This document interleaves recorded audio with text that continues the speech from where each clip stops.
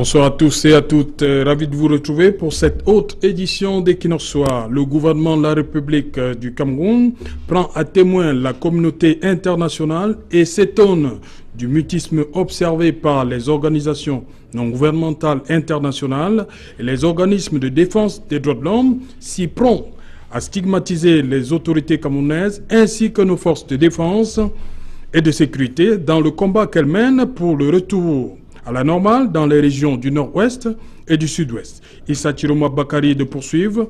Le gouvernement de la République interpelle la classe politique nationale, les leaders d'opinion de tous bords, la société civile ainsi que les autorités religieuses et traditionnelles pour une condamnation sans détour et un engagement clair et ferme contre l'idéologie sécessionniste et le recours à la violence aveugle dirigé sur les populations innocentes et les forces de défense et de sécurité. C'était le 6 septembre dernier, Issa Chiroma Bakari dans un communiqué du gouvernement.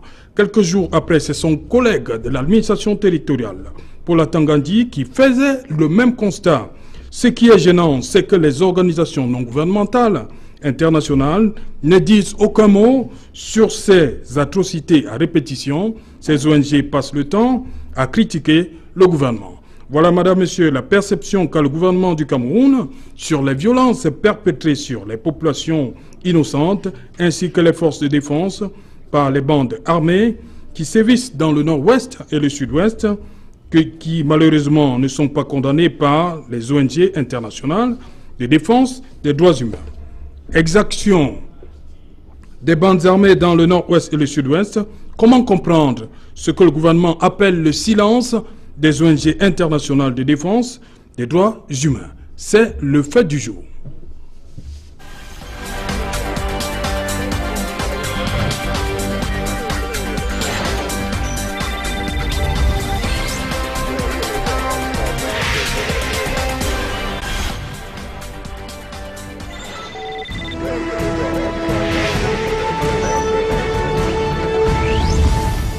Actions des bandes armées dans le nord-ouest et le sud-ouest du Cameroun. Comment comprendre ce que le gouvernement appelle le silence des ONG internationales de défense des droits humains? Pour en parler, je suis avec Maître Pélérine Tchatat. Bonsoir. Bonsoir Serge. Vous êtes avocate au barreau du Cameroun? Oui Serge, je suis avocat au barreau du Cameroun avec résidence à Yaoundé. Voilà, vous êtes également présidente fondatrice de l'association Avocats sans frontières humanitaires. Du Cameroun, oui.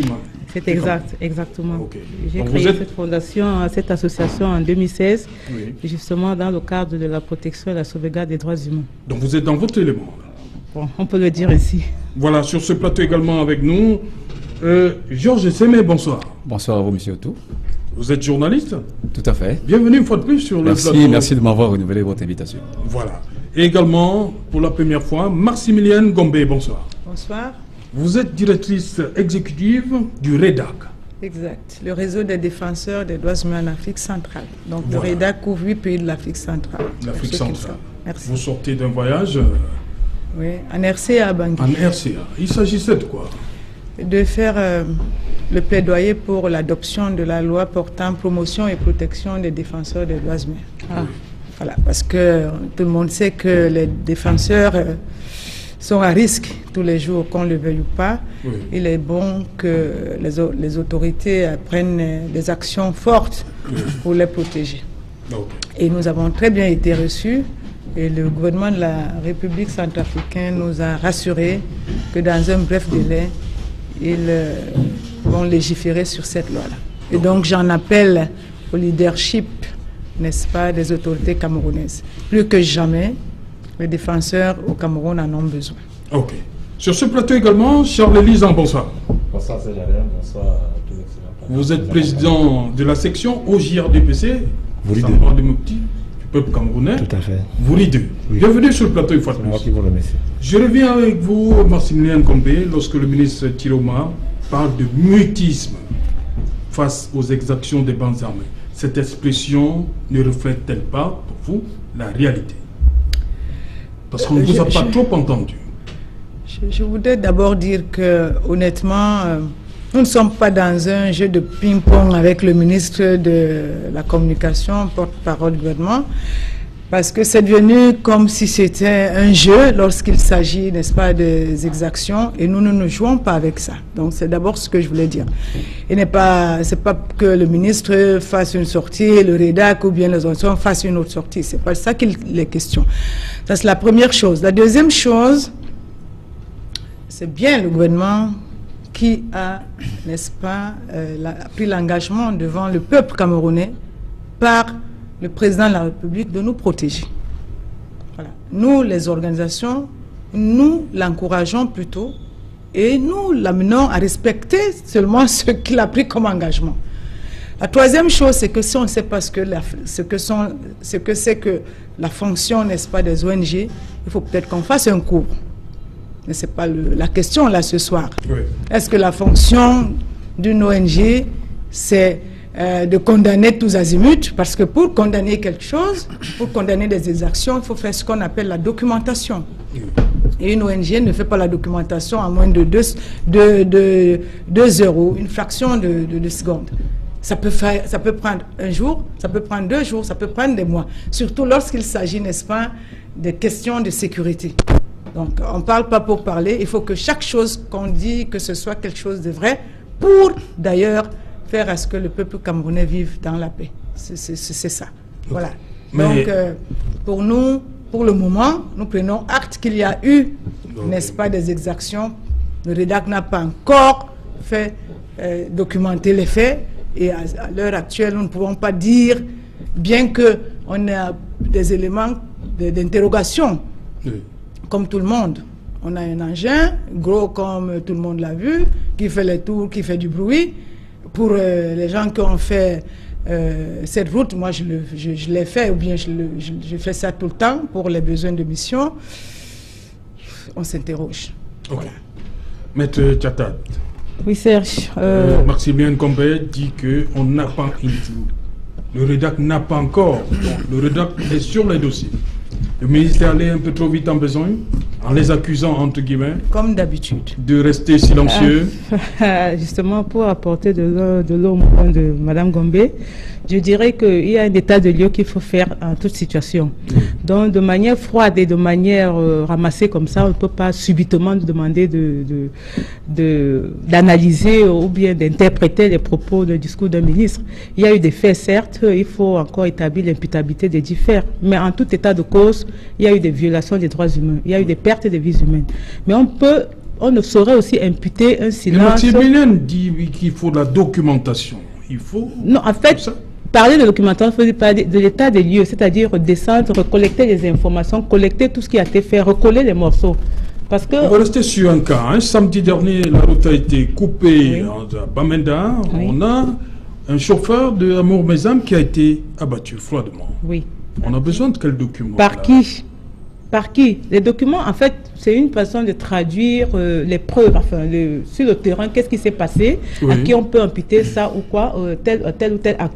Mais là, n'est pas le cas en ma qualité de défenseur des droits humains. Oui. En tout état de lieu, il y a eu des victimes. Oui. Donc, si le silence des ministres, des intervenants peut s'analyser tant au niveau des victimes côté gouvernement, enfin côté État, que des bourreaux. Parce que ceux-là même aussi ont des droits à préserver. Peut-être, je ne sais pas, je défends pas ce qu'ils ont fait, mais toujours est-il qu'il faut qu'on analyse le sens du silence qui est imputé aux ONG. Ok. José, ce silence, ce mutisme, on va utiliser l'expression du ministre Issa Thilo Mabakari, il parle de mutisme, il est étonné devant le mutisme. D'abord, monsieur Tiroma, qui est le ministre de la Communication du Cameroun, et M. Atangandi, celui de la décentralisation, se sont trompés.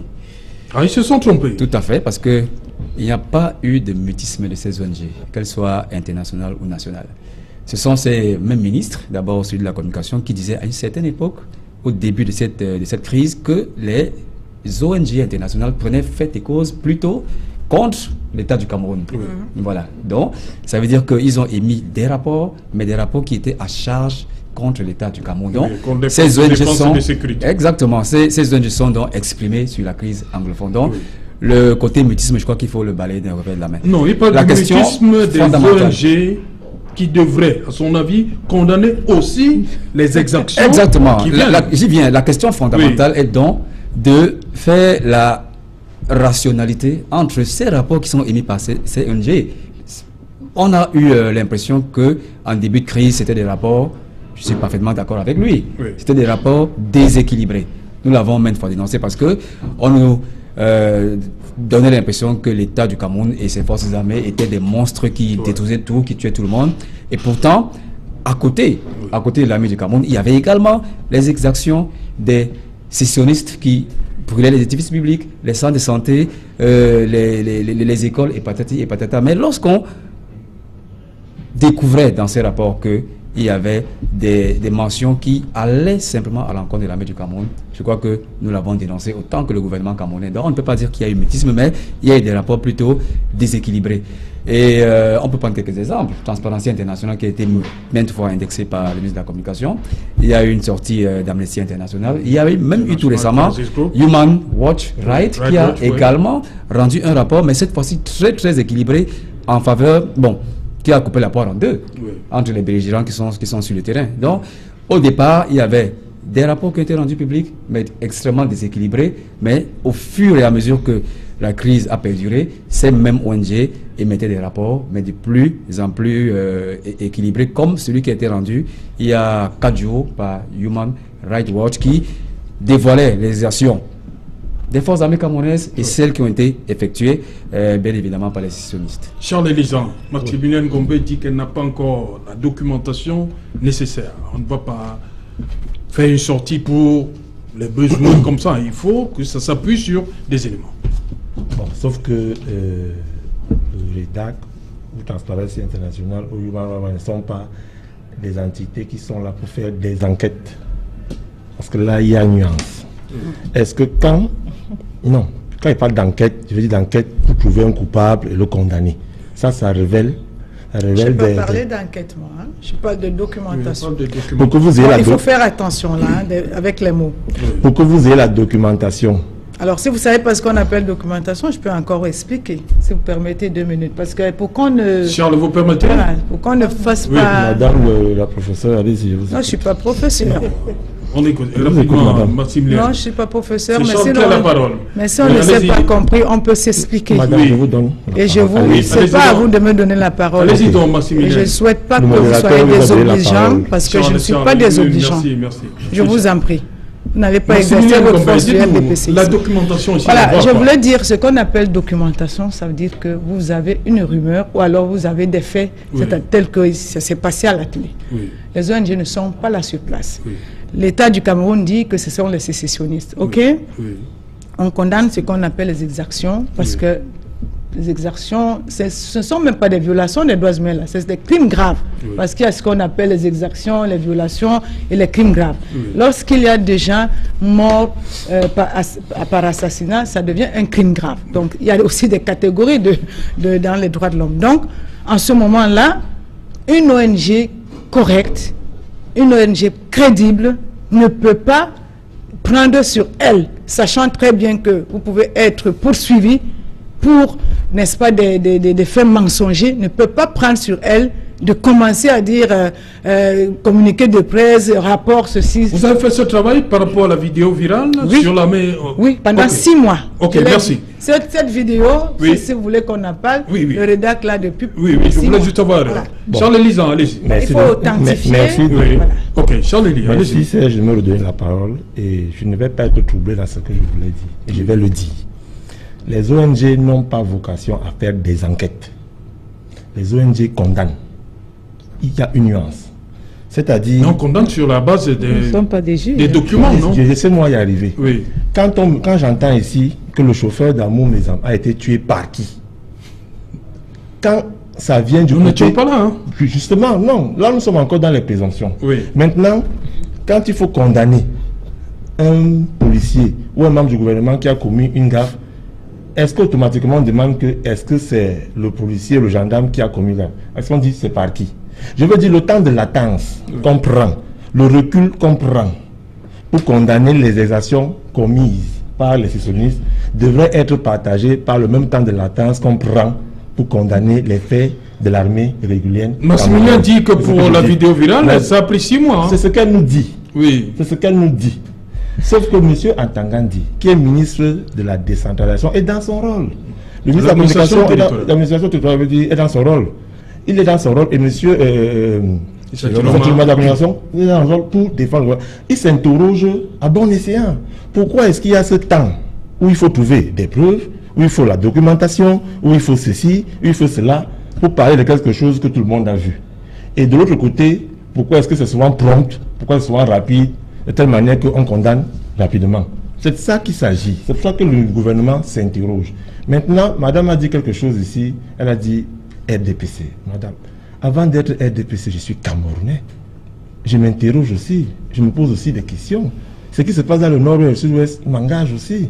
Donc, vous n'êtes pas ici RDPC contre, c'est pas une ONG, non. Nous sommes tous des Camerounais, nous voulons nous exprimer sur quelque chose qui se passe et nous avons à dire sur le rôle des ONG dans tout ce qu'il y a comme crise dans ce monde. Et j'en ai à dire. Vous n'allez pas m'interdire de le dire, madame. Donc, ne soyez pas sur une position défensive où, quand je vous prends la parole, vous dites que je n'ai pas compris. Non, j'ai bien compris. Vous avez besoin de temps pour condamner ce qui se passe du côté des sécessionnistes. Et le même temps, c'est ce qu'on vous demande aussi d'avoir cette réserve, cette manière de voir, avoir tous les éléments pour condamner aussi de l'autre côté. C'est de ça qu'il s'agit, madame. Maximilien a parlé de 6 mois. Hein. Oui, juste un mot sur les propos de M. Zan. Je pense que vous avez en partie raison quand vous dites que les ONG n'ont pas vocation à mener des enquêtes. Ça, c'est strictement dans le sens régalien de ce que c'est que émettre des enquêtes. Ce sont des prérogatives qui appartiennent à des officiers de police judiciaire ou alors des agents de police judiciaire. Mais je pense quand même que pour émettre un rapport ou alors pour rendre public un communiqué, il y a cette démarche d'enquête qui devrait préalablement être effectuée. Peut-être vous aurez voulu qu'on parle de recoupement, de fait. D'accord, mais je pense quand même qu'il y a un travail de fourmi qui devrait être préalablement effectué autant par les officiers de police judiciaire que par les ONG. Tout à fait. Donc maintenant, sur le temps du rapport ou alors le temps de communiquer, je crois que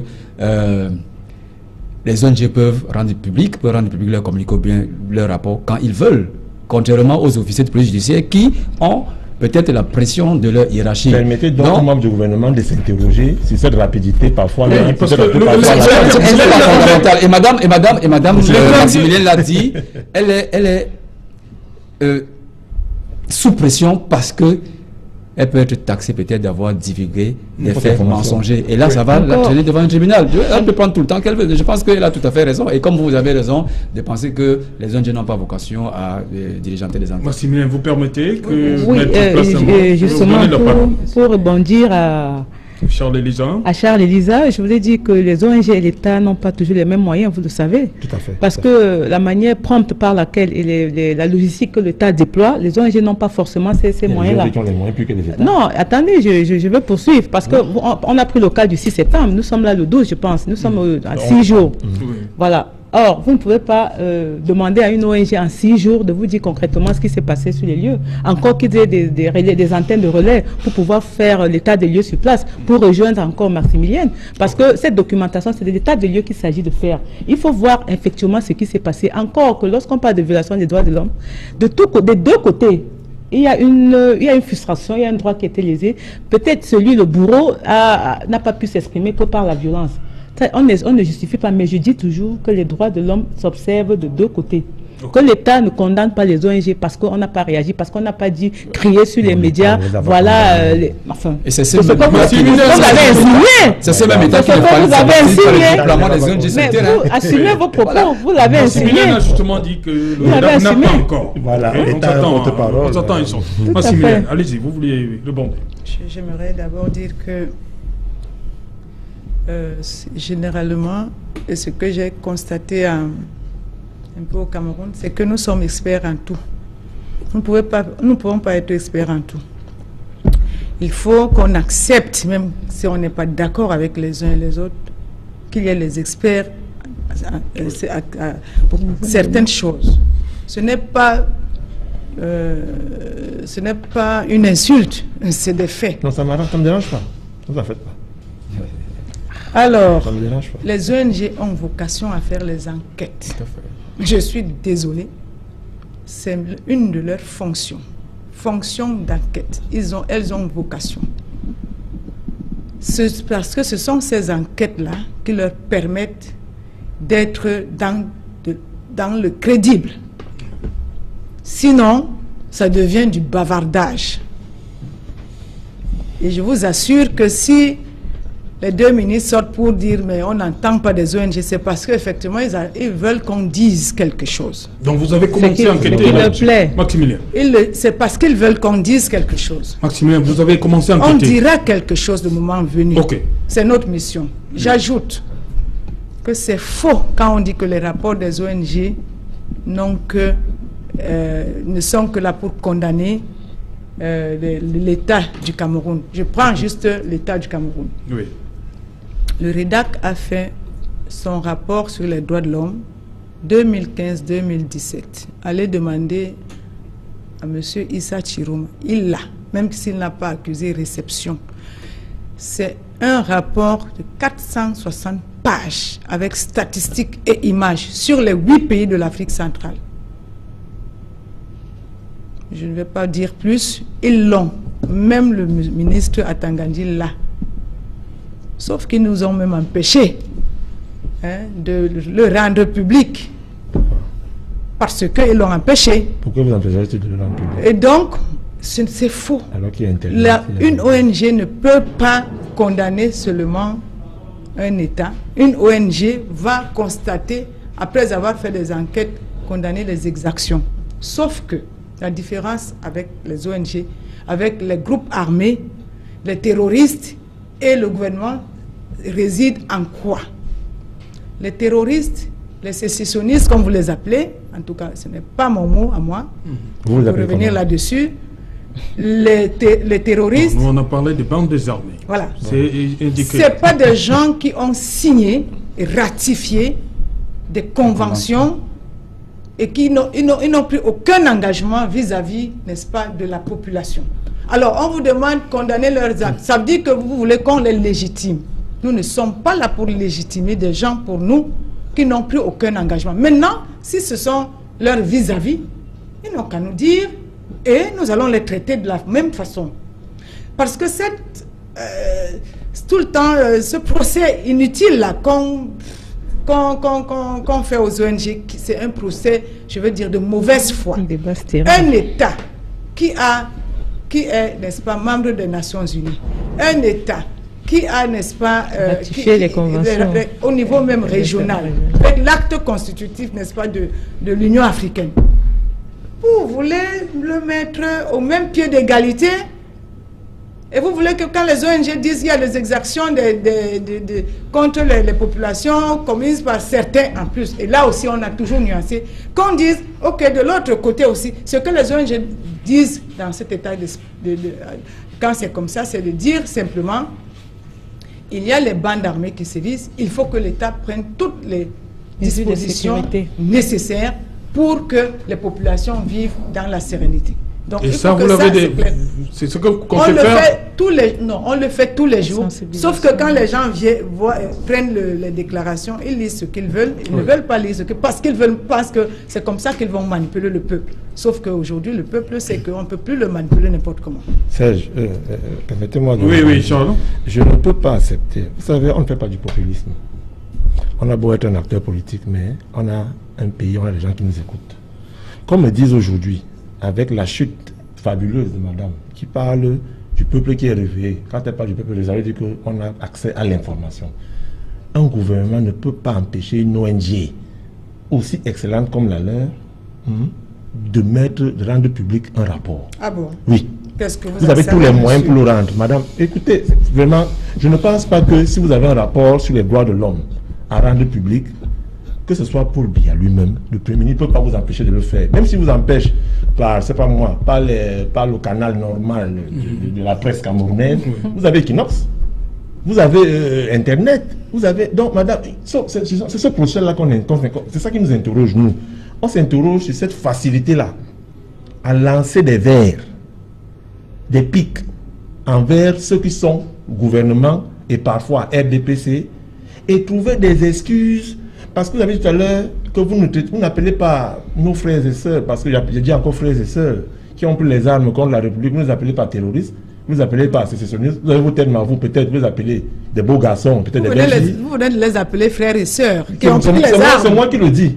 Bah, vous l'avez dit là. Laissez-moi parler. C'est moi qui le dis. Dites-moi, madame, laissez-moi évoluer. À partir du moment où je trouve, à partir du moment où je trouve qu'un frère ou une sœur a pris les armes contre la République, il n'est plus mon frère, elle n'est plus ma sœur. Bon, maintenant, si vous estimez que vous ne pouvez pas traiter des gens qui tuent d'autres Camerounais, des terroristes ou des sécessionnistes, maintenant on dit bande armée, parce que vous allez aller vers des mots chatoyants pour les caresser dans le sens du poil, c'est ça qui pose problème, la première chose. La deuxième chose, madame, je ne mets pas en cause votre manière de travailler. Je lis parfois vos rapports. Ce que vous faites comme travail sur les droits de l'homme vous interroge tous et nous interprète tous. Ça veut dire qu'à un moment donné, on essaie de savoir si la protection des droits de l'homme, si l'état de droit avance, si la justice sociale est en avance. Ça, il ne faut pas seulement avoir les sons de cloche du ministère de la communication, du ministère de la justice. Même ce que vous faites comme rapport est un contrepoids à ce que l'État nous donne.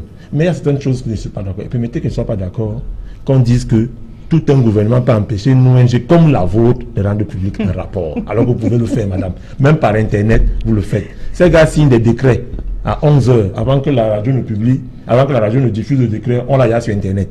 Donc, votre rapport, si vous sentez que l'État du Cameroun vous empêche de rendre public un rapport concernant les droits de l'homme, vraiment, faites-le par une autre média, ça va aller. Pour finir, je voudrais vous faire comprendre que quand je parle enquête, ce n'est pas l'enquête dans le sens, peut-être monsieur c'est mal compris, ce n'est pas l'enquête dans le sens judiciaire du terme. C'est-à-dire, faire l'enquête et puis, non. C'est le temps que vous mettez. Interrogeons-nous sur ce temps. Pourquoi vous prenez tout ce temps pour condamner les exactions venant des autres et pour ne pas, le même temps n'est pas imparti à celui qui concerne l'État du Cameroun. Tout ça parce que vous avez dit. Vous avez déjà vu à quel moment nous avons condamné. Je me rends compte vous êtes venu vers nous et vous avez vu que le temps ne plaisait pas. Madame, je n'ai pas besoin de venir vers vous. Quand je m'assois, c'est des affirmations gratuites. L'équinoxe soit hier, je n'avais pas besoin d'être ici. J'étais chez moi, j'ai suivi. Donc, quand vous rendez. Il y avait les exactions là-bas. Non, c'est pour vous faire comprendre. Quand vous rendez un rapport public, on le sait. Ce n'était pas un rapport, c'était un atelier. Madame, ayez le même temps. C'est ça que le Camerounais lambda interroge. C'est pour ça que vous prêtez donc de l'intention aux gens qui réfléchissent de faire croire que non, vous êtes à la solde de certains autres grands ONG qui ont peut-être des intérêts plus ou moins à voir avec le régime en place. Ça ne me dérange pas du tout. Voilà. Donc, permettez donc que le Camerounais s'interroge. Okay. Voilà. Jean Semé. Oui, juste une ou deux choses sur... oui, avant ma question. Voilà, sur la dernière sortie de Madame la directrice exécutive du REDAC.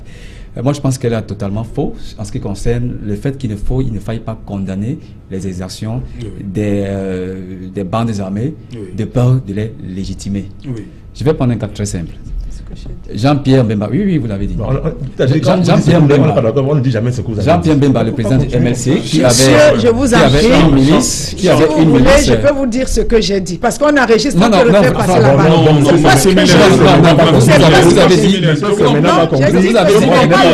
Vous avez dit exactement que condamner. Pas tous à la fois.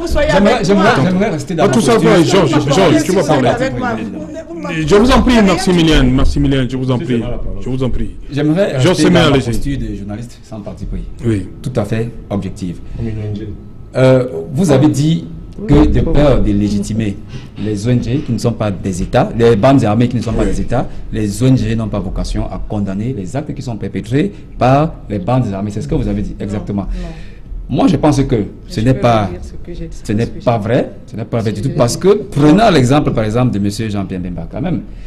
C'est un monsieur qui vient à peine de sortir de prison après 10 ans pour des actes qu'il a commis en République centrafricaine, alors qu'il n'était même pas un représentant d'État, parce qu'il était juste chef d'une bande armée, s'il faut reprendre, voilà, un chef de guerre. Donc je pense qu'on a tout à fait le droit, ces ONG ont tout à fait le droit de condamner toutes les exactions qui sont commises par les bandes armées. L'autre preuve, c'est quoi? L'autre preuve, c'est le dernier rapport de Human Rights Watch, qui date du 4 septembre 2018. Et je sais que vous l'avez lu.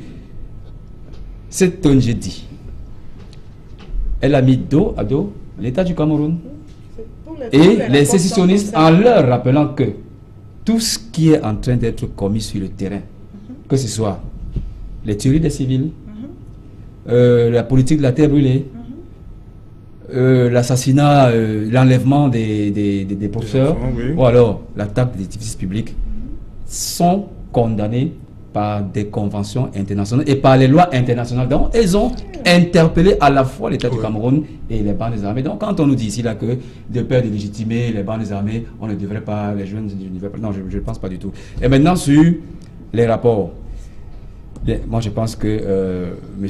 Zangou n'avait pas raison. Mais par exemple, quand les ONG veulent par exemple se déployer sur le terrain, c'est encore l'État du Cameroun, à travers les préfets, les sous-préfets, qui les empêchent de se déployer sur le terrain. Donc vous ne pouvez pas être autant rigoureux sur le temps d'émission des rapports de ces ONG. Et peut-être vous l'avez dit qu'il y a des ONG qui ont plus d'argent que l'État. Bon, d'accord. Mais vous savez que le mode opératoire ou alors la méthodologie utilisée par ces ONG n'est pas la même que celle des États. Donc, je crois que vous devez être assez indulgent sur le temps que vous voulez faire. Oui. Ça ne peut pas être concomitant. Oui. Ils ont le droit de rendre public leur rapport quand ils veulent et ne pas prendre en considération le temps mis par les officines administratives. Non, c'est là justement le problème, Georges. Le temps mis. Vous évitez le problème. Non, je n'évite pas parce qu'ils n'ont pas les mêmes moyens et ils n'ont pas le même déploiement sur le terrain. Parce que j'ai jamais été sur le terrain avec Madame Maximilienne, mais je sais que quelquefois, elle nous a révélé que lorsqu'elle envoie ces éléments sur le terrain, ils font des pieds et des mains pour avoir la moindre information. Parfois même, ils se font arrêter. Elle nous l'a dit lors d'une conférence de presse. Donc, ce n'est pas tout à fait facile de leur permettre de se déployer sur le terrain. Donc, vous ne pouvez pas donc exiger qu'on rende des rapports, que ces jeunes rendent des rapports à temps réel, comme cela est le cas avec le gouvernement. Georges, je vais reprendre Issa Tiroma. Il dit, le gouvernement de la République du Cameroun prend à témoin la communauté internationale et s'étonne du mutisme observé par les ONG internationales et organismes de défense des droits de l'homme, si prompt à stigmatiser les autorités camerounaises ainsi que les forces de défense. Si prompt. Il y a un problème. Voilà, j'ai d'abord dit qu'il n'y a pas le mutisme de ces organisations, puisqu'elles ont rendu des rapports, elles émettent de temps en temps les opinions. Et maintenant, sur la célérité de ces rapports, la méthodologie, je veux dire, la méthodologie n'est pas la même. Et il y a toujours des goulots d'étranglement administratifs qui sont placés encore par ces mêmes États qui ne permettent pas, bien évidemment, que ces ONG fassent le travail sur le terrain afin d'émettre des rapports. Et ils ont un souci d'objectivité et de véracité des faits qui se sont produits. Non, on ne peut pas voilà dire pourquoi Maximilien parlait des documents. Voilà, effectivement. Il faut un certain nombre de documents. L'État du Cameroun ne peut pas se plaindre de ce que les ONG mettent du temps à rendre public les rapports. Ok. Encore que oui, Serge, parfois l'autorisation, on est subordonné à l'autorisation de cet État du Cameroun. Quand de se mouvoir. Tout à fait. Parfois sur les descentes, lorsqu'on effectue les descentes sur les lieux, on doit avoir l'autorisation soit du sous-préfet, l'information est filtrée, on nous donne ce que... Mais pour condamner les actes des soldats et tout ça, là vous avez les autorisations. Non, mais attendez, parce que déjà pour les soldats, ils sont identifiés.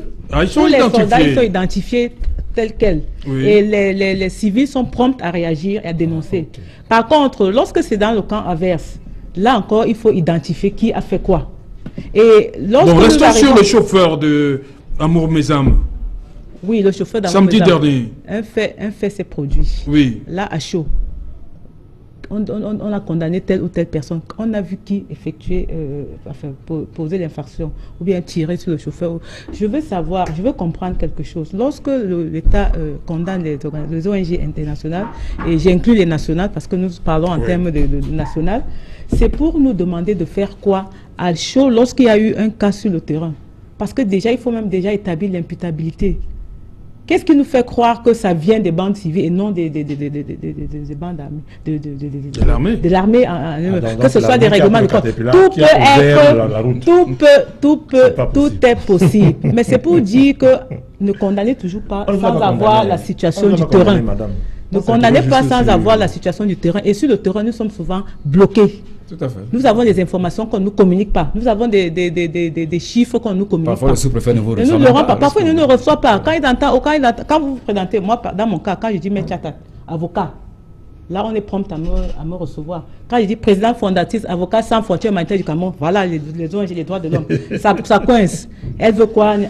C'est la réalité du terrain. On ne va pas se voiler la face.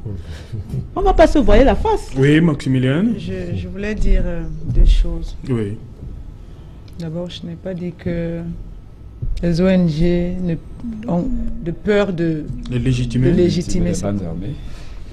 Non. tous les rapports qui sont faits par les ONG, en tout cas depuis que moi je milite, et ça va faire bientôt 30 ans, les rapports que j'ai lus sont équilibrés.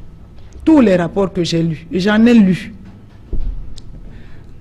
La RCA, c'est un autre point parce que je peux ouvrir le problème de Bemba, mais ce n'est pas ça. Parce que ce sont même les ONG, les membres du REDAC, qui ont fait à ce que Bemba se trouve à la CPI. Oui. Mais ça ne se passe pas par des dénonciations tous azimuts. 10 ans. Les organisations ont fait un boulot peut-être de 5 ans pour seulement documenter qui étaient les victimes et autres. Donc, il faut... C'est pas comme ça que ça se passe. Maintenant, monsieur, le gouvernement du Cameroun et les autres gouvernements d'ailleurs refusent aux organisations, même dans les pays développés, parce qu'il faut aller regarder ailleurs. Généralement, nous ne regardons pas ailleurs. Même dans les pays développés, souvent, les organisations de défense des droits humains et les autorités, ça n'a pas toujours été la joie. Sauf que, comme il y a là-bas au moins des petites institutions démocratiques qui marchent, c'est de ça qu'il est question, on ne ressent pas ça. Lorsque la FIDH a rendu son rapport, il y a seulement peut-être 2 mois, contre l'État de la France, Fédération internationale des droits de l'homme. Oui, qui d'ailleurs finance la FIDH indépendamment, pour dire que le gouvernement français ne doit pas continuer à vendre les armes là où il y a des conflits armés. Et il a fait une bonne enquête pour montrer quelques armes qu'on a retrouvées là-bas. Mais le porte-parole a dit, oui, mais bon, on va voir ça, mais ce n'était pas la joie. Mais c'est une ONG qui est même financée par l'État, une partie d'argent. C'est pour vous dire quoi?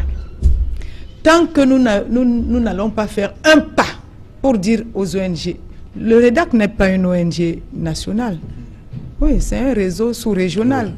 Mais légitimez vos propres ONG. Vous voyez, ils sont aujourd'hui, on leur a fermé la bouche par la violence. Oui, par la violence. La violence, c'est pas seulement physique. La violence psychologique, morale. Quand vous êtes sur les plateaux, oui, si vous avez dit quelque chose parce que vous êtes acheté, mais vous les avez fermé la bouche. Alors, à quel moment elles vont faire leur travail? Elles ont peur. Elles ont peur. Ça, c'est la première chose. La deuxième chose, c'est que la peur, ce n'est pas seulement moral, c'est aussi physique. Ben oui, on peut vous arrêter, on peut vous torturer. Si vous n'avez pas vécu ça, moi je vous le dis. Il y a des acharnements judiciaires. Jusqu'aujourd'hui, quelqu'un comme Jean-Marc Bikoko, depuis au moins 2015, il est toujours devant la justice parce qu'il aurait manifesté. Les gens qui manifestent, bon, voilà. Mais j'en passe. Okay. Donc, je voulais dire que c'est pas ce que j'ai dit. Non, je vous ai bien suivi.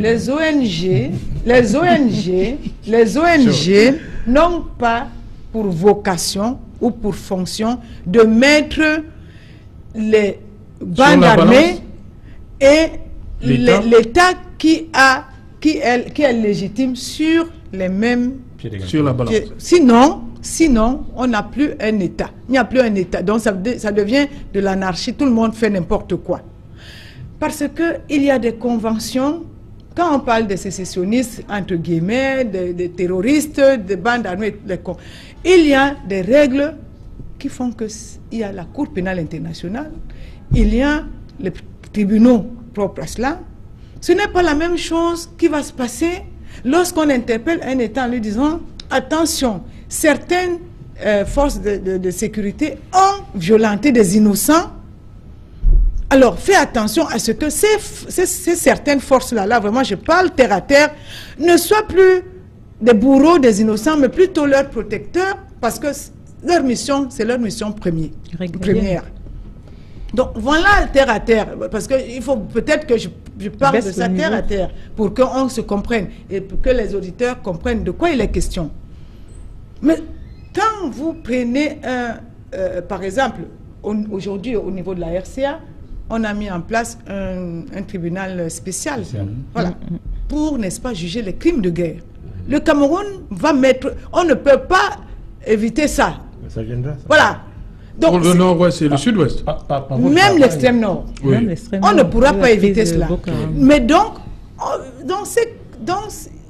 ce tribunal spécial va effectivement juger, appelez-le comme vous voulez, le moment venu, si les faits sont avérés, qu'ils sont coupables de quelque chose. Parce que là encore, comme tu l'as dit, et si je peux te tutoyer parce que tu es mon petit frère, Georges, Bemba, après 10 ans, il est sorti. Oui. Parce que la bataille que nous avons menée, une chose, c'est de dire que quelqu'un est coupable. Hein, c'est trop facile. Une autre chose, c'est de documenter et d'apporter les preuves devant des juristes chevronnés qui te balaient point par point. Voilà. Et c'est ce qui s'est passé avec Bemba. Et nous ne sommes pas ravis que Bemba ne soit pas sorti. Croyez-moi. Parce que nous nous sommes bataillés quand même pour qu'il reste là-bas. Voilà. C'est pas dans l'évolution des rapports que vous avez avec l'État du Cameroun. Je vous ai suivi tout à l'heure dire que parfois on violente les gens, parfois il y en a qu'on enferme. Est-ce que ces rapports sont allés crescendo vers l'amélioration? C'est-à-dire, est-ce que... Parce que, non, je pose une question, madame. Vous êtes des acteurs de terrain. Je voudrais partir d'ici, sachant que l'État du Cameroun, c'est-à-dire ses autorités, protègent même aussi ceux qui, entre guillemets, comme l'a dit la droite, le font. Il y a aussi une chose à dire, c'est que quand vous allez dans une zone de guerre pour faire votre travail, la même autorité doit vous protéger vous aussi. Vous n'allez pas arriver dans le nord, dans le sud-ouest, et entrer comme vous voulez. Il faudrait quand même que le préfet ou le sous-préfet sache que vous êtes là, pour mettre les forces de l'ordre à votre disposition pour vous encadrer dans le travail que vous faites et que vous reveniez sain et sauf pour faire le rapport incendiaire, entre guillemets, que vous allez sortir. Donc, madame, je voudrais savoir, est-ce que... Parce que moi, je me base sur le fait que le président a dit qu'il ne faudrait plus prendre le maquis pour exprimer son point de vue. Et les ONG, l'ONG que vous avez est assez puissante pour que des autorités, fut-il ministre, vous fassent fermer le clapet. Je ne pense pas. Donc, je voudrais savoir, interroger les relations qu'il y a entre vous et l'État du Cameroun. La deuxième chose, c'est, est-ce qu'il y a dans la loi du Cameroun un pan qui parle du financement des ONG? Oui, bien sûr. Alors, voilà. Je pense que ce n'est pas, il ne s'agit pas ici de débat. Mais je peux pour édifier le d'abord, le gouvernement a l'obligation de protéger les défenseurs. Tout à fait. Je dis bien l'obligation. Il le fait. Non, justement. La déclaration des Nations Unies de 1998 sur les défenseurs. Il y en a une déclaration pour la promotion et la protection des défenseurs.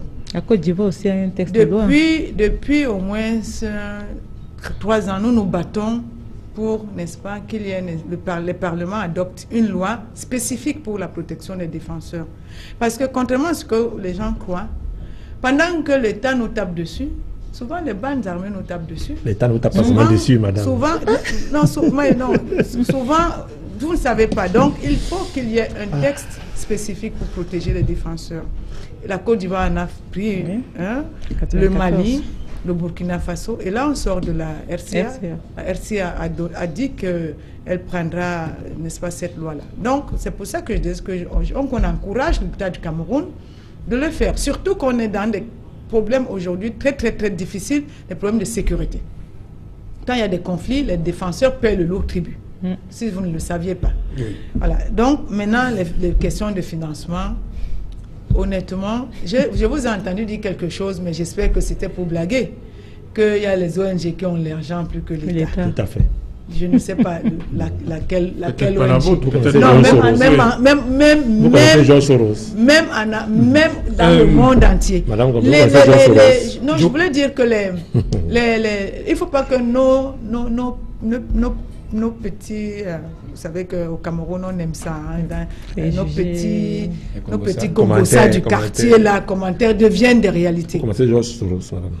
J'ai entendu ça dans une chaîne de télévision, on parle de Georges Soros avec Amnesty, mais je peux vous dire comment Amnesty fonctionne. Et je ne vais pas me tromper, mais ce n'est pas la question ici.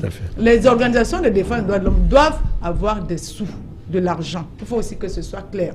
Si on était dans un état tranquille, normal, on devait recenser des organisations qui sont sur le terrain. Et si on en a au moins 600, ce n'est pas normal. On ne peut pas avoir 600 associations de défense des droits humains. On ne les entend pas. C'est ça Mais le parce problème que, ce soir. mais c'est parce Beaucoup qu'effectivement, sont on fictifs. l'a fait pour des besoins de pour des financement. besoins Alimentaires. alimentaires. Et puis quand les vrais ONG arrivent, on les appelle, nous on les Donc, qui est appelle les vrai gongos. ONG, qui est Les faux gongos, nous on les appelle les Qui est gongos. vrai ONG, qui est fausse ONG là? Vous savez pas Les que ONG se démarquent par dans leur tous les travail. pays du monde entier, On l'a vu. les autorités créent les ONG, surtout en Afrique. Et on leur a donné les noms, les gongos. Voilà. Je peux vous dire Voilà, quelque chose. les gens se mettent, je veux comprendre. Lorsque le ministre parle de cette attitude-là, hein, il stigmatise, surtout quand ça vient, une ONG qui a à sa tête quelqu'un qui est camerounais. Est-ce que c'est anti-républicain aux yeux du pouvoir de Yaoundé? Pas du tout. Il faut faire la part des choses entre... Il faut distinguer entre les ONG internationales et les ONG nationales. Oui. Je crois que les ONG internationales... Est-ce que les ONG nationales devraient, on va le dire comme ça, maquiller la réalité? Pas du tout. Pourquoi la maquiller alors que elles sont sur le plan local et elles devraient même avoir les premières informations avant les ONG qui sont sur le plan international, même si ces ONG internationales ont des relais locaux. Les ONG nationales, on ne les a pas beaucoup entendus. Honnêtement, on ne les a pas beaucoup entendus. D'où les deux sorties des deux ministres. Oui, mais je crois que là, on stigmatisait plus les ONG internationales. Oui.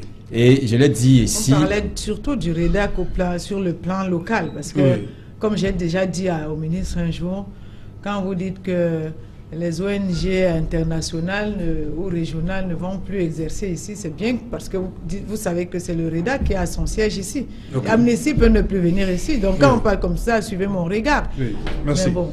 Merci. Transparency International Oui. a émis plusieurs rapports au début de la crise. C'était des rapports qui étaient complètement à charge contre l'État du Cameroun.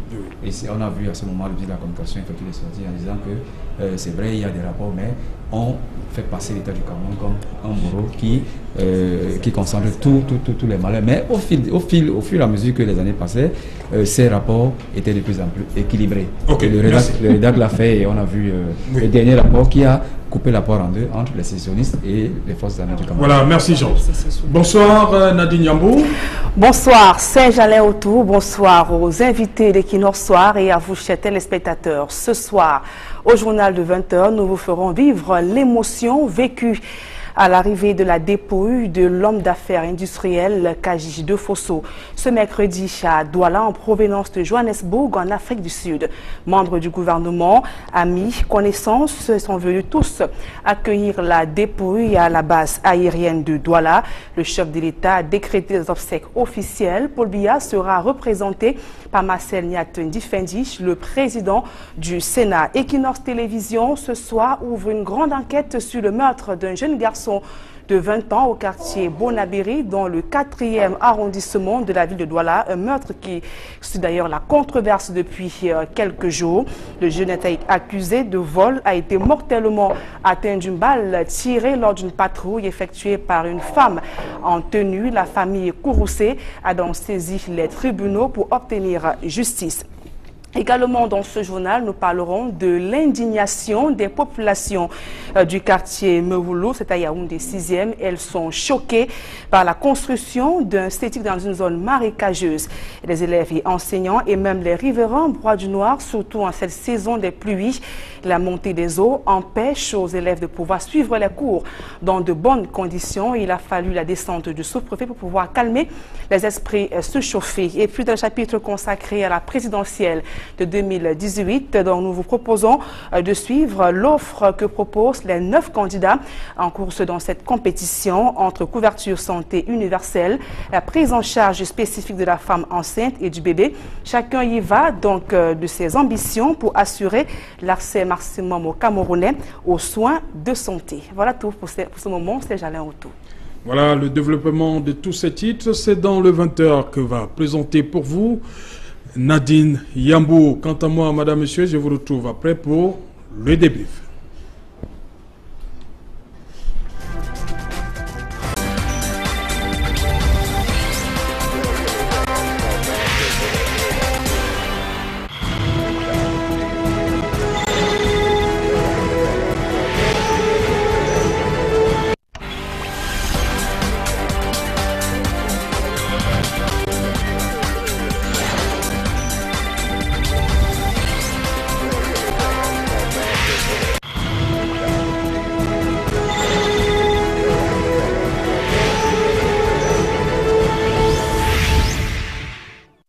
Le plateau équinoxois, toujours en compagnie des experts. Je vais commencer par vous, Charles Lisan, 3 ministres de la République aux côtés du président de la section RDPC de Bogo. On a vu Issa Tiroma Bakari, Joseph Lé et Grégoire Ouna. Comment comprendre cette forte mobilisation? Qu'est-ce qui se passe dans l'extrême nord? On a vu Maurice Kamto qui a fait foule de ce côté-là.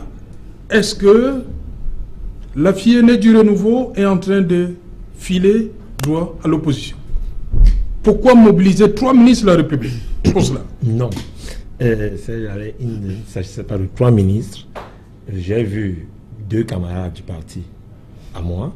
J'ai vu le camarade secrétaire général. Je parle de 3 ministres de la République. Je n'ai pas dit 3 militants du RDPC. Moi, j'ai vu un camarade, oui, d'abord, qui est le ministre Joseph Lé. Oui. J'ai vu un autre camarade qui est l'un de mes patrons, c'est-à-dire le secrétaire général du comité central, qui est le ministre Grégoire Ouna. Oui. Et j'ai vu un autre Camerounais qui est président d'un parti allié, oui, à cette élection au candidat du RDPC.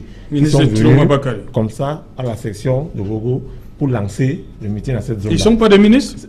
Pour moi, j'ai vu les camarades. Ils sont ministres de par leur fonction administrative, mais j'ai vu les camarades. Oui. Maintenant, la deuxième chose, c'est que il ne faut pas se tromper, c'est des 2,5 millions d'inscrits sur les 6,5 millions.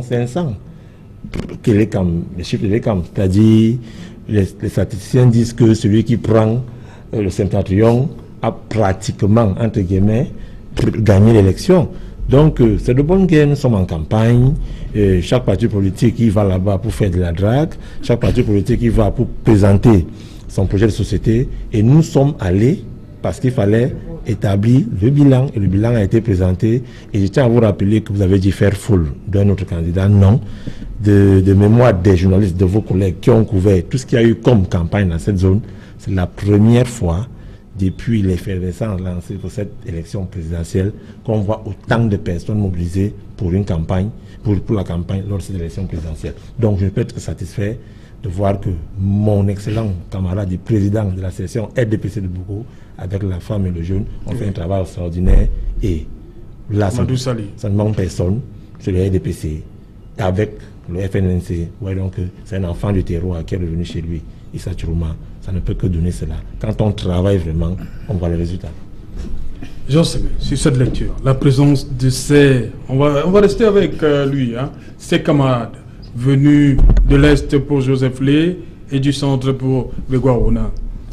Bien, vous savez qu'avec la joute présidentielle qui se prépare, plusieurs partis ont investi effectivement le Grand Nord. Et M. Zan le disait à suffisance tout à l'heure, lorsque vous remportez le Grand Nord, vous avez quasiment remporté une élection, qu'elle soit présidentielle ou locale. Et nous avons quand même observé qu'il y a cette percée d'autres candidats, ouais, dans ce grand septentrion. Vous avez parlé de M. Kamto, mais il y a également eu M. Matomba qui a séjourné, et Cabral Libi. Donc le RDPC a tout intérêt, puisqu'il y est le parti majoritaire, il a tout intérêt de préserver ses intérêts. Donc, je pense quand même que la bataille sera extrêmement rude parce que au sein même des élites du RDPC, de cette circonscription électorale du Cameroun, il y a quelques problèmes. Non seulement entre les élites RDPC, mais également entre les élites RDPC et les partis qui représentent la majorité présidentielle, notamment l'UNDP et le FSNC, malgré que on a vu cette image où le président du FSNC, le ministre de la Communication, Tiroma, a abordé une écharpe du FSNC avec une image du président national du RDPC. Donc, ça veut dire que même si on nous présente une certaine paix politique entre toutes ces partis qui soutiennent le président de la République, on sait qu'il y a quand même des guerres intestines au sein même du RDPC, de cette région, mais également au sein de la majorité présidentielle. Mais pour revenir à cette élection présidentielle, je pense que le RDPC a tout à fait intérêt de vouloir préserver ses intérêts par tous les moyens, parce que tout simplement on observe la percée d'autres candidats qui font quand même vaciller l'hégémonie du RDPC dans le septentrion. Maître Tchatal, le RDPC a raison, on va le dire comme ça, de trembler face à la montée des autres, surtout dans ce qu'on appelle la fille aînée, hein, c'est comme ça, la fille aînée du renouveau, l'extrême nord. Bon, moi je pense que l'extrême nord est une région qui a été assez fragilisée par la crise de Boko Haram. Oui. Et beaucoup de compatriotes ont vraiment perdu goût à la vie et même à la politique nationale. Et là, il faut vraiment... C'est ça qui a permis la montée des autres. Il faut une grande mobilisation pour donner espoir, pour convaincre les gens, parce que les gens étaient assez ils sont déçus du RDPC? Enfin, la crise de Boko Haram les a tellement fragilisés et cette crise est arrivée. Ils ont tourné le dos au RDPC, c'est ce que vous voulez dire? Pas tourner le dos tout à fait, mais ils ont été peut-être déçus, peut-être qu'ils se sont pas sentis. Quand on est déçu, on fait quoi? Ben, quand on est déçu, on se décourage et on claque la porte, on s'en va. Okay. Cela va de soi. Donc maintenant, il faut y monter, il faut y recrudescence, il faut convaincre. Voilà pourquoi on a fait monter Grégoire Mona et Joseph avis, moi je pense que c'est pour ça qu'il y a eu cette forte affluence pour dire non, nous sommes avec vous, ne craignez pas, la crise va se résorber. Voilà. Moi je pense que, de mon point de vue, c'est un peu ça. L'extrême était sérieusement fragilisé. Maximilien Gombe, les déçus ont tourné le dos au RDPC. Moi, je ne parlerai pas de ça. Je vais vous surprendre. Je note simplement que quand le Cameroun était en guerre contre la secte terroriste Boko Haram dans son... C'est terminé, là? Non, c'est pas terminé. On nous a dit que je suis d'accord qu'il y a de la calmie. Oui. On n'a pas vu 3 ministres là-bas pour soutenir les populations. Ah bon? Je note et je prends le peuple à témoin. On n'a pas vu 3 ministres ensemble pour soutenir les populations. Chacun était dans... Certains sont partis un à un ou alors dans leur bureau feutré. Ils ont soutenu les populations, mais on ne les a pas vus ensemble. Ça, c'est la première chose que je note. Et je prends acte qu'on peut y aller de temps en temps. La deuxième chose, je note quand même que nous avons dit qu'on n'a pas d'argent. C'est pour cela que nous n'avons pas fait l'élection. Nous avons repoussé les élections législatives et les élections municipales. Entre autres argent et les questions sécuritaires. Ce qui était une très bonne chose. Sauf que je note quand même que soit nous avons eu plein d'argent, il faut le dire aussi, soit encore les problèmes de sécurité n'existent plus. C'est pour cela que l'élection présidentielle, elle est importante. Je note et je m'interroge. N'est-ce pas? On a dit qu'il faut qu'on s'interroge. Je n'ai condamné personne jusque-là. Donc, pour dire que nous ne sommes pas dans une première contradiction, nous allons en avoir d'autres contradictions. Je note aussi pour terminer que le peuple camerounais, lui, il est quand même dans la misère. Nous allons revenir tout à l'heure à ce qu'on a vu à Mambanda avec... parce que c'est la précarité, c'est la misère. Allez-y, je voulais embrayer, allez-y. Sur cette bavure, on est parti d'une histoire de téléphone pour la mort. Ce n'est pas une bavure. Une bavure, ça veut dire que, bon, peut-être qu'il y a des montées de fièvre, il y a des disputes, et puis tu sors, c'est parti. Là, c'est un assassinat prémédité, clair et net. Ça donne quoi, monsieur Otto? Ça donne que nous avons souvent dit qu'il y a un problème dans le recrutement, n'est-ce pas, de forces de sécurité. Parce que quand vous recrutez, il faut former. Il faut former sur la notion de la protection des civils et la notion des droits humains. On ne peut pas opposer une arme à un enfant qui a, entre guillemets, volé un téléphone portable. Encore que personne n'a démontré que c'est... On parle d'une arme blanche, il possédait un couteau, c'est ce que... il se pourrait qu'il avait un couteau. Je vais vous dire, l'intégrité de la c'est pas la première fois. J'ai assisté à cela il y a peut-être 2 ans, un jeune homme, lui on a pu le sauver parce qu'on est venu à temps, qui a été... qui a pris des balles dans ses parties génitales. Et quand on a été saisi du problème, les forces de sécurité qui étaient coupables de cela ont fabriqué des preuves. Quand je suis allée au bureau d'un commissaire, je leur ai dit, mais c'est ridicule. Et il voulait amener cet enfant devant le tribunal militaire. Il avait 20 ans comme ça. Alors que voilà un garçon dans un bar qui avait une altercation avec son ami. Et puis il passait là. Comme ils avaient dit qu'ils sont en train de lutter contre le grand banditisme, donc ils avaient déjà une preuve de grand banditisme d'un enfant de 19 ans. Je ne dis pas qu'il n'y a pas des enfants, des enfants de 19 ans qui ne sont pas des grands bandits, c'est pas de ça qu'il est question, entendons-nous bien. Donc, mais il faut qu'on remette la question du recrutement, de promotion, de formation de nos forces de sécurité au centre, n'est-ce pas, de nos préoccupations. Merci, parce que on ne va pas jeter le problème sur nos forces de défense de sécurité. Hein. Il peut y avoir des brebis galeuses. Il faut qu'on apprenne, qu'on essaie de nuancer. Ce n'est pas tout le monde qui est mauvais, Maximilien. Je l'ai toujours dit. Quand je dis la formation et la promotion des droits humains, c'est pendant le recrutement. Parce que quand vous recrutez quelqu'un, même dans une société, il faut quand même lui donner, n'est-ce pas, une petite formation. Ce qui est aujourd'hui, c'est que nous courons parce que nous sommes dans une situation d'insécurité. Et dès que nous recrutons, on vous demande seulement, est-ce que vous savez tirer? Bon. C'est ce qui se passe. Parce que nous vous allons au plus pressé. Ce qui peut s'entendre, c'est normal. C'est normal. C'est normal. Hein. Ce n'est pas une injure. Oui. Sauf que, à côté de cela, il faut tout le temps accompagner. Dites-moi, depuis 2 ans, ce qu'on a appelé les bavures, si vous comptez le nombre de bavures, ce qu'on sait et ce qu'on ne sait pas, vous pouvez me dire pourquoi ça a augmenté? Ce n'est pas parce que les forces de sécurité ne sont pas, ne sont pas formées pour certaines, mais c'est parce que le recrutement a été massif. D'ailleurs, on vient de l'ancien encore là. À quel moment, c'est pas tout le monde dans la promotion qui est mauvais, Maxime. Quels sont ces instructeurs-là qui vont, en un laps de temps, former les 2000, c'est combien là? 2600 en moins de 3 mois avant de les envoyer dans... Vous allez intervenir à la fin sur les... Je termine pour dire que je n'ai jamais dit que tout le monde est. Parce qu'on prête tout le temps les termes à qui que ce soit. Il ne peut pas avoir tout le monde. D'ailleurs, même vous les journalistes, il y a certains qui ne sont pas bons, ils ne sont pas mauvais. Sauf que quand il s'agit de la sécurité, de la protection des civils, un seul... Vous avez parlé de spécialisation. Un seul... Le domaine. Voilà, un seul... Pourri. Un seul pose un problème parce que ça pose un problème de peur. Oui. Donc, il faut faire attention à ce un seul-là.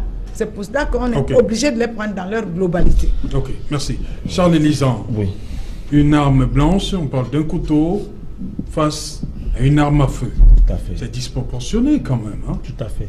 Bon, je voudrais faire une parenthèse, s'il te plaît, en 2 secondes, pour dire à mon excellent copanéliste, M. Séné, qu'il n'y a pas de problème au sein du RDPC pour cette élection. Ça, je peux vous le écoutez, vous avez fait l'union sacrée du candidat bien, mais notez quand même que... Vous nous ramenez en arrière. Non, je vous parlais parce que j'ai eu, mais maintenant, et vous dire aussi que le financement de la campagne, on cotise tous. Moi, j'ai cotisé en tant que... Moi, je n'ai pas parlé de vos partis. J'ai dit, je note... Sur ma question, Charles-Élie, sur ma question, on n'a plus par le temps. À ce qui concerne ce qui s'est passé à Mabanda. Oui, c'est disproportionné. On parle d'une menace, une arme blanche. Je suis interpellé parce que je viens de Newbel. Oui. Et ce qui s'est passé à Mabanda est arrivé à Newbel, va arriver à Newbel. Ça, je le dis, va arriver avec la prolifération de ces casinos, où on joue le Djambo, il faut dire les mots qui sont, où on vend du cannabis, où on joue le game. Maintenant, ça c'est le premier problème. Le deuxième problème, c'est nous les parents, qui avons nos enfants qui jouent à ces jeux tous les jours, nous les connaissons. La troisième chose, c'est l'autorité en place, c'est-à-dire le sous-préfet, les commissaires et tout. C'est tout cet ensemble-là qui fera donc qu'on éradique ce mal. Maintenant, qu'est-ce qui s'est réellement passé à mon mandat? Moi, j'ai mal. J'ai mal, que ce soit que le gars est avec un couteau ou pas, que ce soit qu'il était un bandit ou pas, qu'un jeune perde la vie comme ça, moi j'ai mal. J'ai mal parce que c'est un jeune qui meurt à la fleur de l'âge, j'ai mal. Maintenant, que cela rejaillisse, que ça vienne d'une personne qui a été formée, quand je sais que la formation militaire dans ce pays est l'une des meilleures dans ce continent, oui, dans ce continent, parce que là, je ne parle pas du train qui arrive en retard, sur les 10 trains qui arrivent à l'heure. La formation de nos forces de défense, vraiment là, je ne m'interroge pas dessus, c'est la meilleure. Maintenant, il peut y avoir, comme vous l'avez dit vous-même, dans le bon grain des livrets. Qu'est-ce qui s'est réellement passé? Nous le saurons. Ce que je suis pour dire que je suis heureux de voir la retenue avec laquelle M. Jules Loé, le papa a dit que justice soit faite. Je fais confiance aux autorités compétentes de mon pays. Qu'est-ce que vous voulez? C'est ce qu'il a dit. Non, c'est ce qu'il a dit. Alors, disons, pleurons pour le jeune frère qui est parti et n'envenimons pas la situation pour dire que les policiers sont mal formés ou mettons tout entre les mains de la justice et attendons que justice soit faite. Et si je ne sais pas à ce moment-là, réagissons à ce moment-là. Ok, merci. Rapidement. Très rapidement, je vais me garder de qualifier l'acte qui a été commis. Certains ont dit meurtre, d'autres assassinat, mais moi je vais appeler ça exécution judiciaire, voilà, ou bavure. Je suis parfaitement d'accord avec Madame Gombe qui dit quand même qu'il y a un problème dans le processus de recrutement dans nos forces de l'ordre en général. Et vous savez que la gendarmerie, c'est quand même les gardiens de la loi. Et lorsqu'on observe depuis 2015 qu'il y a des cas de bavure de ce genre, c'est extrêmement préoccupant. Mais il faut aussi penser à leur formation, mais surtout à leur suivi psychologique. S'il y en a, je ne suis pas sûr que ces forces de l'ordre ont un suivi psychologique. Mais ça devient récurrent. Le dernier cas en date s'est passé à Bonabéry où un jeune gendarme a tiré sur sa collègue et il allait tuer sa copine indépendante. Donc c'est une préoccupation que les autorités en charge de la gendarmerie devraient prendre en compte. Rapidement, oui, en fait, ce phénomène s'observe même au niveau des avocats. Hein. Ces hommes en tenue portent la main sur des avocats qui viennent défendre leurs clients dans les unités de police. Donc ça veut dire que c'est un problème réel. C'est un problème réel qu'il faut suivre de près. Merci à vous, mesdames, messieurs, d'être venus. Voilà, à suivre après Equinox ce soir, un document exclusif sur le capitaine d'industrie, Joseph Kadi de Fosso. Et juste après, Christian Penda Ekoka vous dira la vérité en face. Rediffusion Equinox soir 23h GMT, il sera minuit à Boumniebel.